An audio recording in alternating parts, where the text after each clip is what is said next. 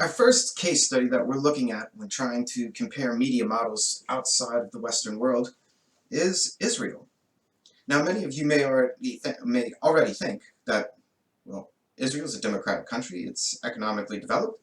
It is, in fact, pretty similar to the countries that the models were originally based on.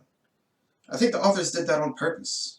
They're using a few different countries, like our first three, Israel, Poland, Lithuania, as a segue, going little by little towards countries that are more and more different than they are similar to our original three models in the countries that they're based on. So what does our first chapter focus on with Israel? The impact of national security on the development of media systems. Now that's really important. Let's think about the creation of Israel as a country and where it is. All right, so Israel, created right after World War II, centered in the Middle East. Right, so what other kind of countries are around Israel? Israel was created as a democracy. Are there other democratic countries around it? Not directly, no. In fact, most of the Middle East, the vast majority of it, are authoritarian regimes. So Israel stands right away as a loner as far as democratic countries and an authoritarian region. Now we'll go more into detail about some other countries that have some democratic liberties and rights in them that are in the Middle East, but generally speaking, not to the extent that Israel does. So with this, Israel was created in the late 1940s, and early on we look at that time period, and our authors look into what the media system looked like as far as the four variables that our models are based on. And generally speaking, newspaper circulation was extremely high. Why? Why would newspaper circulation be so high in a country that is just created? Well, it's because most of the population of Israel at that time came from Europe, and they came from well-educated places in Europe. They came from places that reading newspapers were part of culture, and they brought that with them whenever Israel was created. So high newspaper circulation. What about political parallelism? How much control do political parties have in media at this time in Israel? And the short answer is a lot. Many of them owned their own publications. Others, they influenced it greatly, especially if they became part of government, going to the role of the state. Role of the state was highly involved, which shouldn't necessarily be a surprise. The country is just starting off. The country has to govern and create new laws on how to manage its society, including media. And going towards journalistic professionalism, in the original Constitution of Israel, there was no freedom of the press. That actually didn't come about as a constitutional amendment until a few years later when the Supreme Court ruled in a court case to create freedom of the press. So initially in this early time period, journalistic professionalism was, generally speaking, low when compared to other democratic countries. Now, right away, whenever we started talking about geography, we bring in the theme of this chapter, the impact of national security on the development of media systems. All right, so what exactly was going on with national security? And specifically, what were the two main goals of Israel as a country right after it was created? And the first one is development, and the second one is defense. So development could be democratic institution developments, political development, or economic development, as well as defense. It's protecting itself as a new country in a region that is completely authoritarian. So at this point in time, the role of the press was to service government in development and defense. All right, so media were for the government at this time period. They weren't necessarily a separate institution. So where does this put Israel as far as our models goes with this time period? And actually it's a mixed bag. It's a mixed bag between the democratic corporatist with high newspaper circulation, high role of the state, with also polarized pluralist, with high political parallelism and low journalistic professionalism. So right away we see this culture of national security, the importance of development and defense, is already having a direct effect on how the media system started off in Israel by having some kind of a hybrid media system in comparison to our three models. Well, let's keep going and see how this evolves over time. Now, in the 1960s, things start to change in Israel for two really big reasons. And it's because partially these two events fulfill the requirements of the national goal, development and defense. And those two events are the stepping down of the first president of Israel, meaning we see the development of democratic institutions actually working, where a president doesn't stay around to hold on to power. They give up power so another person can come about in a democratic election. So political development is solidified with that event. And the second event, the winning of the Six-Day War, where Israel beat several of its neighboring countries in a very brief war, and that fulfilled the defense component of the national goal. The idea that Israel at this point believed and proved that they could survive. As a byproduct of that, we start to see the media change and no longer be media for the development or defense of the country, but really media starting to go more towards the democratic corporatist or the liberal model. So what do our four variables look like from the 1960s going to the 1990s? So newspaper circulation stays high. Right? Political parallelism starts to go away. It starts to go to a low level, where political parties give up ownership, things start to get privatized, and government, as far as role of the state, starts to back off a little bit. However, they still own broadcasting. Now, media, as far as TV and as far as newspapers and magazines, were all independently owned. And journalistic professionalism greatly increases at this time period. Now you have the opening of the first schools of journalism that take place, and we start to see journalists being schooled in very much of the Western style of watchdog journalism. I mean, it's also important to state that at this point in time in the 60s, 70s, and going on, you start to see investigative journalism take off, especially with the idea of what was going on with the Vietnam War. A lot of media systems were watching the coverage of that and starting to copy it and implement it for watchdog journalism within their own country. So here we're seeing a huge shift from Israel being a hybrid of the polarized pluralist and the democratic corporatist to really moving to being a hybrid of the democratic corporatist and the liberal model, meaning it's starting to become more and more democratic. All right, but let's see how that holds up once we jump into the 2000s. So in the early 2000s, we're really seeing more and more of an independent, market-based, liberal model or North Atlantic model of media inside of Israel. Right? However, something takes place in the early 2000s, and in 2006 and in 2008, we get the Second Lebanese War, and we also get a big Gaza conflict. Now, these two events taking place so close together within 2 years, right away we should start thinking about national security and its impact on media systems. Remember, development and defense, a big theme here. So what starts happening as a byproduct of these two conflicts is we start to see something called the rally around the flag effect.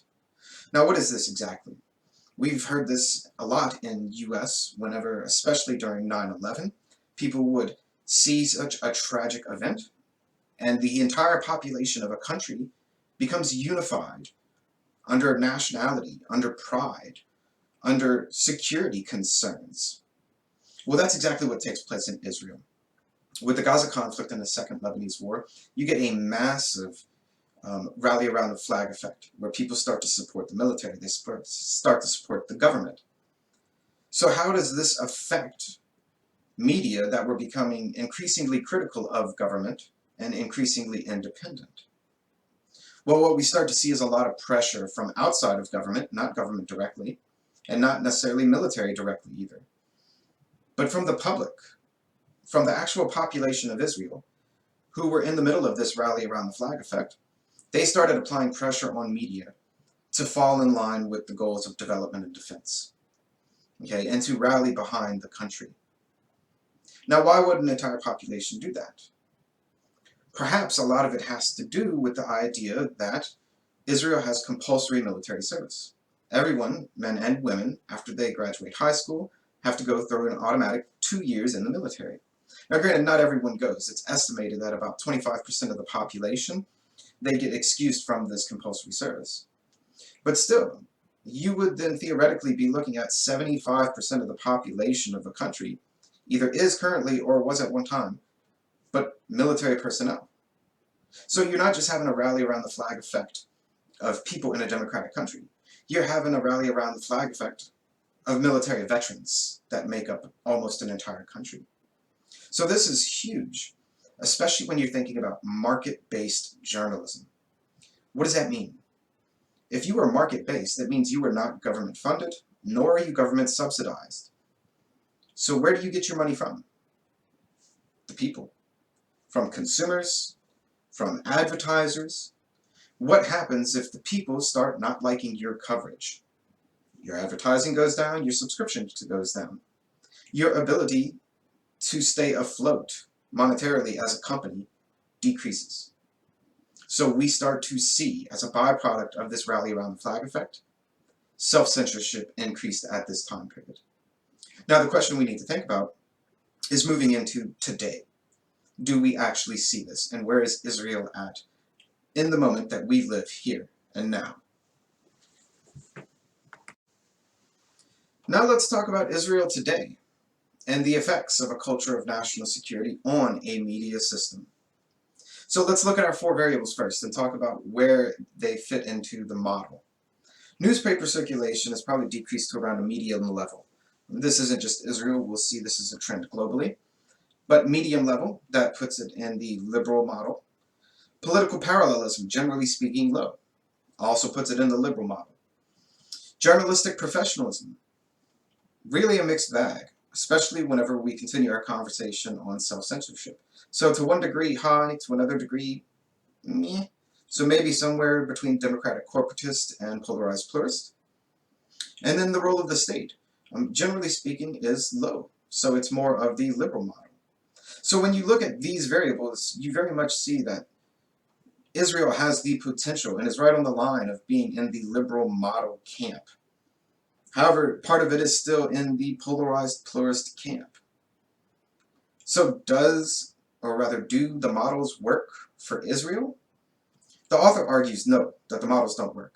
And it's because they're looking at a different set of variables than what's important in Israel. What's important in Israel? Development, defense, national security. The author argues that models need to take this into account for so many countries in the world, but specifically in this case for Israel, in order to really understand the dynamics behind media and politics and how they play. Now that being said, what does Freedom House and Reporters Without Borders have to say about what's going on in Israel right now? So Freedom House is an organization that dates back to World War II. It's a US government organization that they look at civil liberties and civil rights in countries around the world and give them a freedom rating score, from 100 being completely free to 0 being completely not free. 100 theoretically should not be possible. We'll see some countries, some of you have already picked countries that on Freedom House they have the 100 freedom score. I'm going to say throw those out.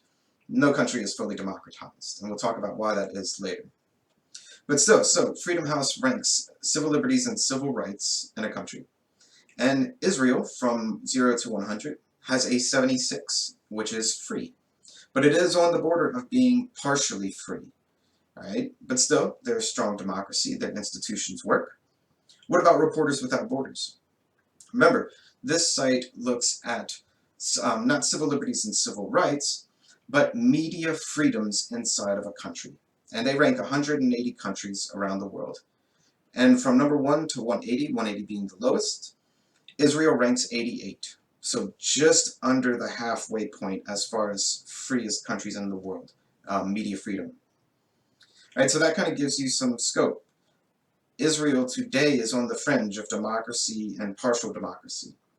And a lot of that, Reporters Without Borders goes into, is because of self-censorship still today, especially covering anything that happens in the West Bank or Gaza Strip. Within the past 2 years, in 2018, 2 Gaza Strip and West Bank reporters were killed. But coverage of it was extremely limited inside of the country. Once again, Reporters Without Borders brings up this idea that there is a culture of national security, and whenever you have military operations going on, even within your borders, West Bank or Gaza Strip, You can't report about everything there. You can't report about military operations that are active. And as a byproduct, you do have a large segment of news in media that is self-censored. And for Reporters Without Borders, in their opinion, this keeps Israel from moving towards the liberal model. Now, we could also talk about, and we should talk about, something huge going on right now, is the trial of Benjamin Netanyahu, the Prime Minister, just started. This is getting a lot of coverage all around the world and in Israel as well. It's a huge political event. So in this aspect, media have played a huge role in being a check on government corruption. You know, the fact that they are actually covering this story, even though, once again, Reporters Without Borders does talk about how government and some political parties still try to apply pressure on media organizations, it's still not near to the degree that we're going to see in some of the countries we have coming up.